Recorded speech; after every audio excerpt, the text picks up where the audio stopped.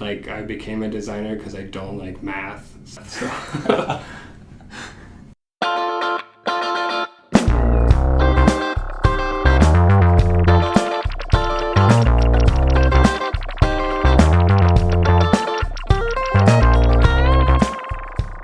Welcome to Web of Tomorrow, a podcast all about the web and the people who build it. This is Adam Harris.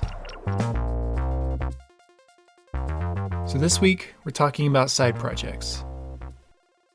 I think that side projects are, for me, they're like something that's necessary.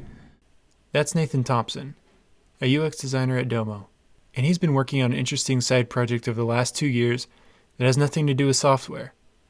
It's a board game.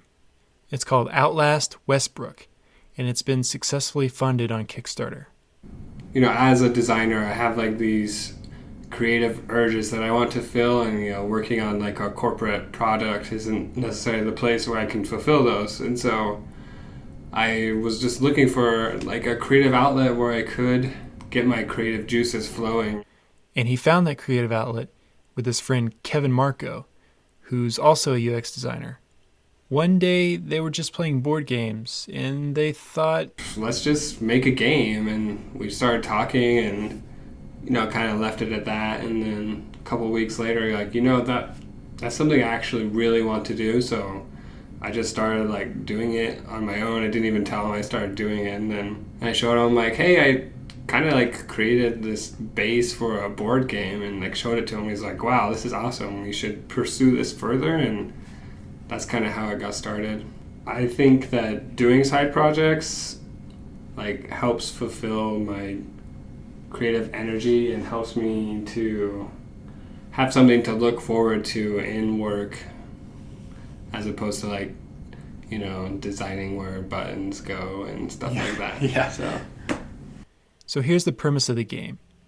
It's a 2 to 5 player game that takes about 30 to 45 minutes, and it's a zombie survival escape game. The city of Westbrooke has a zombie outbreak. There are 4 players who are the last 4 human survivors left in the city. They have to escape the city before it gets destroyed by a nuclear bomb, because the government's deciding we're just going to cut our losses because we don't want the infection to spread to surrounding areas. So we're just going to nuke the city. You have to find the keys to escape and then make it to the exit. You have to escape in a certain number of turns before they nuke the city. And then there's another player who plays as the zombies. And he's throwing zombies at the humans as they're trying to escape. The playing field is a grid of 5x5 tiles, each of which you can visit so that you can flip the card over to reveal a location. Each player has a dashboard in front of them with a role, like mechanic, soldier, or priest, each of which has special abilities.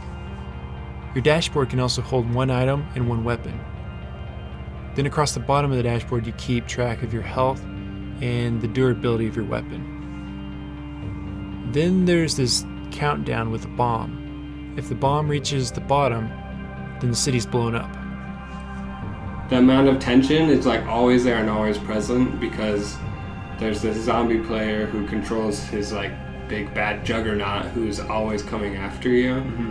And so even if you like kill him, he comes back to life. So we wanted there to be like this constant thread of like gnarly zombies coming after you, and then also this impending nuclear strike. So yeah.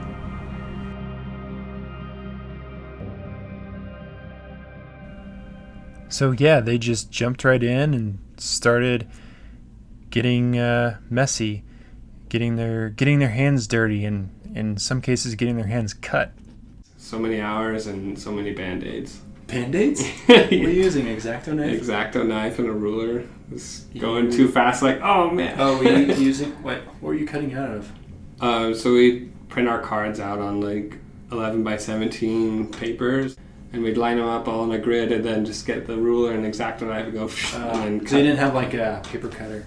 No. I mean, we could have, but that was just what we had at our disposal, I guess. So yeah, I mean, I think a lot of people will put off projects like this until they feel like they have every piece of equipment that's required, but there's really no equipment required. Yeah, just your brain. which the zombies will try to eat. So Yeah, so make sure you hold on to that. yeah. I really admired how they just kind of jumped in there and they didn't make excuses. They didn't say, oh, we don't really know board games super well. They just said, this seems like a cool thing to do. This is something that I'm interested in. Let's just do it. I'm sure that other board game designers probably have a more, I guess, regimented process to like creating board games, but like we never created a board game, and so we just like jumped into it, and like we're total noobs, and we still are.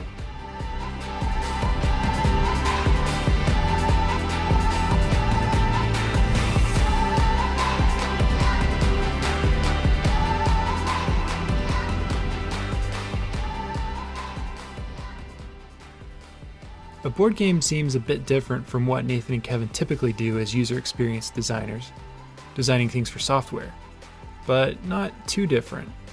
You know, it's very similar to designing an experience, because you're designing the experience of like the game. And so when you like create a card, so we have like these dashboards that you like put your cards in, and you have like your health indicators on there, and just making that so it's something that like people can use. It's a lot like doing UX design, because you're making a product that people can use, and you want them to be able to use it intuitively, and same with a board game. Cool. Was it hard to make it balanced between the zombie player and the other players? Yeah, that was very time consuming, because you have to play the game, and if you make any little tweak, it's like, well, we have to like play it like 5 more times at least to see like how this little tweak is going to affect the gameplay. So it's difficult for sure, but you know, it comes with like just doing multiple rounds of like play testing. So This project took over 2 years, and Nathan spent over 350 hours on illustrations alone, not to mention all the time they spent on usability testing or play testing and promoting the game and all the things that go into something like this. I wondered, how did he find time with a wife and kids? yeah, so it's hard working full-time job and then being dad and husband. It just comes down to your devotion to the project.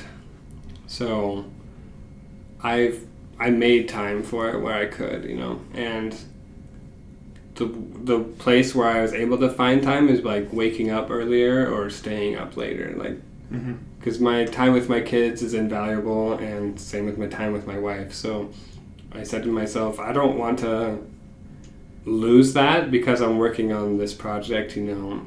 So yeah, I'll wake up at like, you know, crazy hours, like 4 or 5 or something, and then spend a couple hours working on stuff, or I'll stay up till like 2 or 3 and like drawing. So, but myself personally, I found like I do better like waking up earlier than staying up later. So,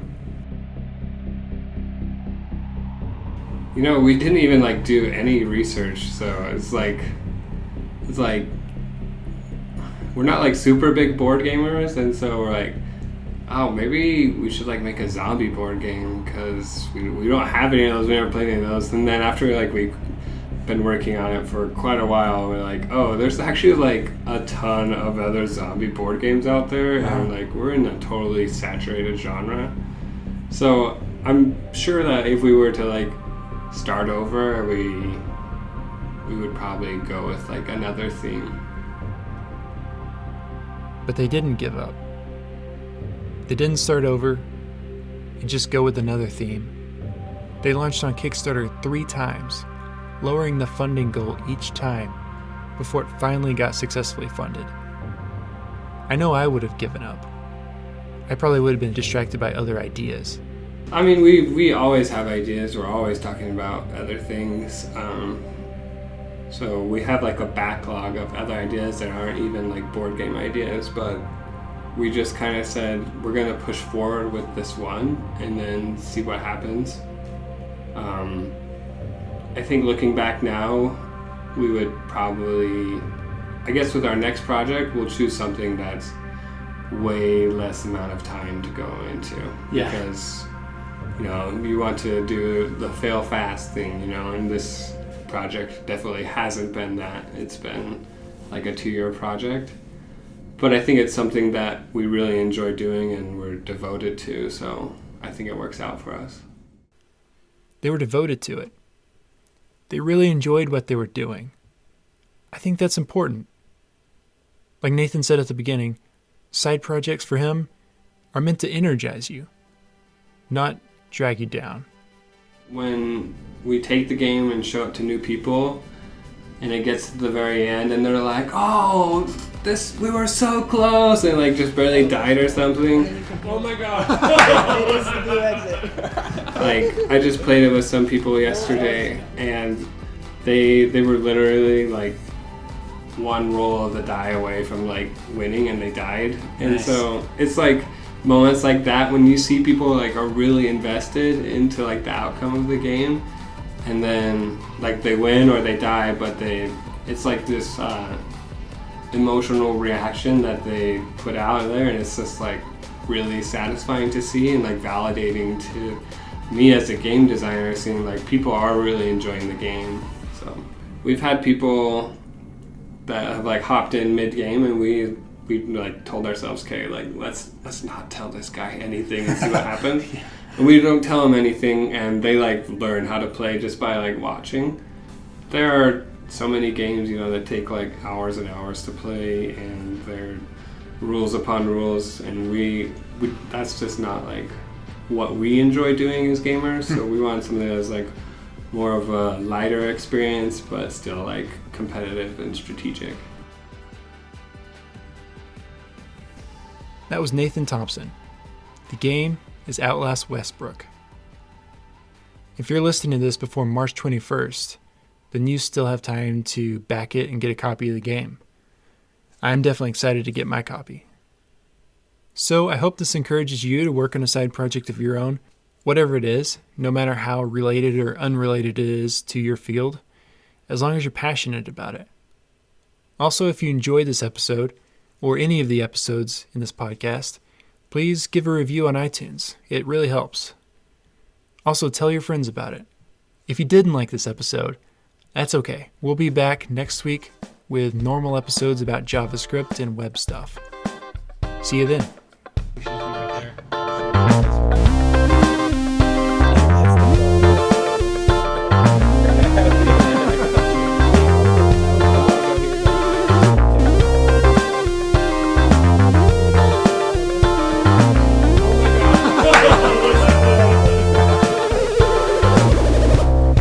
Some crazy odds.